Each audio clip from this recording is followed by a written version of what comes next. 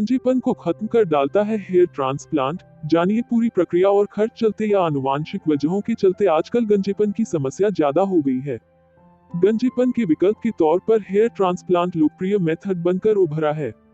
यह एक ऐसी प्रक्रिया है जिसके तहत व्यक्ति के सिर के अन्य अन्य हिस्से से बाल लेकर सिर में उस जगह प्लांट किए जाते हैं जहां बाल उग नहीं रहे। भारत में पिछले 2 दशक में हेयर ट्रांसप्लांट काफी पॉपुलर हुआ है।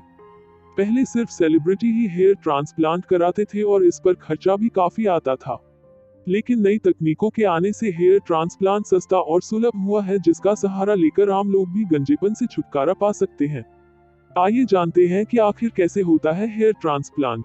कैसे किया जाता है हेयर ट्रांसप्लांट? हेयर ट्रांसप्लांट वो सर्जिकल मेथड है जिसके तहत सिर के पीछे या साइड में जहां घने बाल हैं, वहां से बाल लेकर उस एरिया में प्लांट किए जाते हैं जहां बाल नहीं है। इस पूरी प्रक्रिया में 8 से 10 हफ्ते का समय लगता है और इस सर्जरी को विशेषज्ञ डॉक्टरों द्वारा ही किया जाता है। डॉक्टर कहते हैं कि कुछ व्यक्तियों के सिर पर ज्यादा बाल न होने के कारण उनकी छाती और दाढ़ी के बालों को भी सिर पर प्लांट किया जा सकता है, लेकिन आमतौर पर सिर के बालों को ही दूसरों हिस्से में प्लांट करने का चलन है। क्या है हेयर ट्रांसप्लांट का तरीका? हेयर ट्रांसप्लांट के लिए हफ्ते में 5 से 6 घंटे की एक सर्जरी की सिटिंग होती है, जिसके तहत व्यक्ति के सिर में कुछ ही बाल ट्रांसप्लांट किए जाते हैं।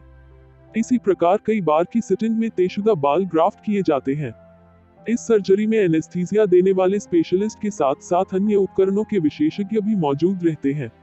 अगर हेयर ट्रांसप्लांट करवाने वाले को किसी तरह की बीमारी है तो उस पहले ही जान लिया जाता है और उसे ध्यान में रखकर ही हेयर ट्रांसप्लांट किया जाता है। मेथड स्ट्रिप प्रक्रिया। 1. शख्स के बालों की पूरी हिस्ट्री को पढ़ा जाता है। बाल क्यों गायब हुए, ये भी स्टडी की जाती है। 2. गंजेपन के एरिया को डिफाइन किया जाता है। 3. डोनर एरिया जहां से बाल लेने हैं को भी डिफाइन किया जाता है।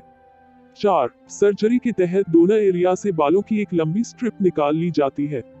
5. गंजेपन के एरिया में वो स्ट्रिप टांकों की मदद से प्लांट कर दी जाती है। 6. इम्प्लांट वाले एरिया में इम्प्लांट के बाद पट्टियां कर दी जाती है जिन्हें एक दिन बाद खोला जाता है। 7. डोनर एरिया में भी घुलनशील टांके लगाए जाते हैं जो कुछ दिन में ठीक हो जाते हैं।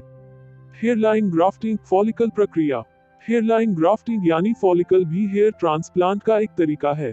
अगर सिर के आगे के हिस्से में बाल कम है तो स्ट्रिप टेक्निक के जरिए उसे ठीक नहीं किया जा सकता।